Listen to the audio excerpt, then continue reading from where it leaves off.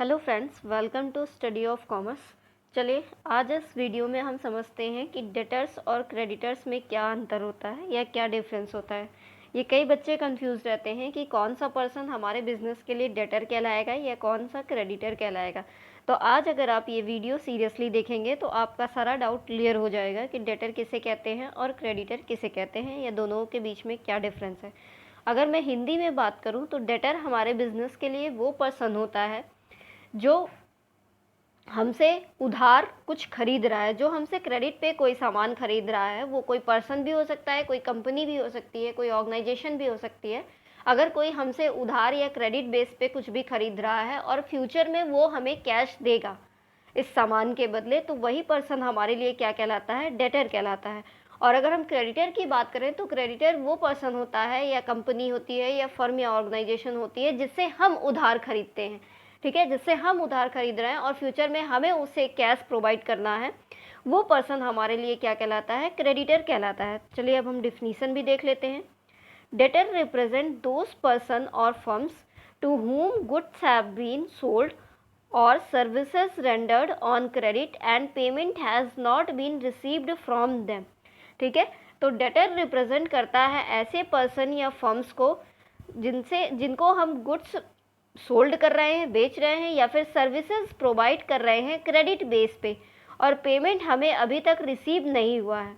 ठीक है, the debtor have a debit balance to the firm. Debtor का जो बैलेंस होता है वो हमारे लिए डेबिट बैलेंस होता है फर्म के लिए। सीधी सी बात है, हमें बैलेंस रिसीव होना है तो वो डेबिट बैलेंस ही होगा।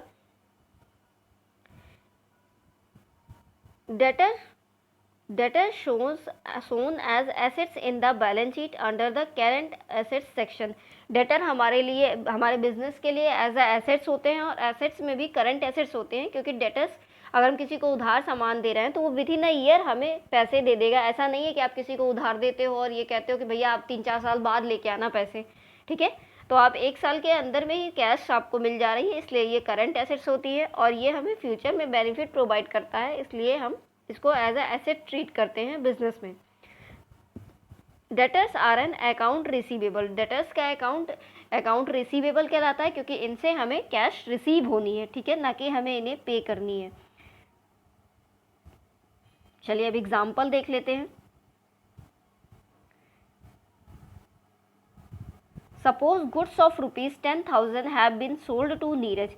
ठीक है, सपोज हमने 10,000 का गुड्स जो है नीरज को बेचा ऑन क्रेडिट, वो भी उधार पे। He will continue to remain the debtor of the business so long as he does not make the full payment.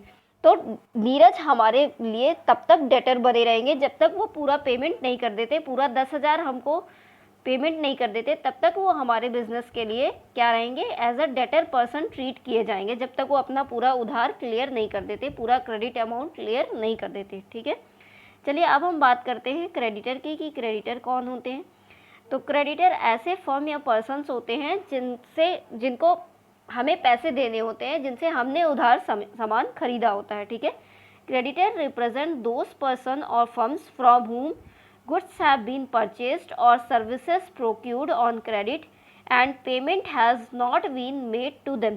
तो क्रेडिटर रिप्रेजेंट करते हैं ऐसे पर्सन या फर्म्स को फ्रॉम जिनसे हम उधार परचेज कर रहे हैं गुड्स या फिर कोई सर्विसेज ले रहे हैं और पेमेंट अभी तक हमने उन्हें नहीं दिया है, तो वो हमारे लिए क्रेडिटर्स कहलाते हैं। The creditors have a credit balance to the firm. तो क्रेडिटर्स का बैलेंस क्रेडिट होता है हमारा फर्म के लिए, ठीक है, क्रेडिट बैलेंस शो करता है। Creditors are shown as liability in the balance sheet under the current liabilities section. तो क्रेडिटर्स हमारे बिजनेस के लिए लायबिलिटी होती है, एक दायित्व होता है जिसको हमें कुछ समय पे पेमेंट कर देना है। ठीक है, चलिए आगे देखते हैं। Creditors are an account payable. जैसे डेटर्स हमारे लिए अकाउंट रिसीवेबल होता है, डेटर्स का अकाउंट, उसी तरीके से क्रेडिटर्स का अकाउंट पेबल होता है।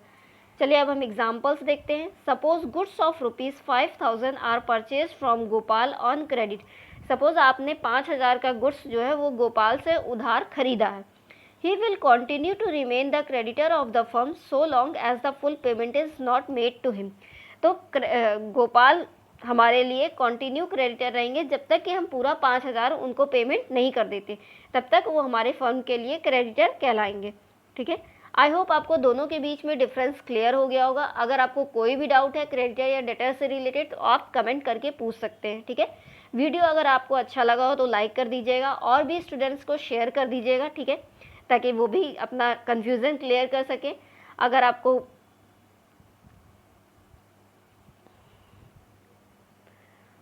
आपको कॉमर्स से रिलेटेड और भी वीडियोस अगर देखने हैं, अपने कॉमर्स सब्जेक्ट को इजी बनाना है, तो आप चैनल को सब्सक्राइब कर दीजिएगा, ठीक है। Thanks for watching.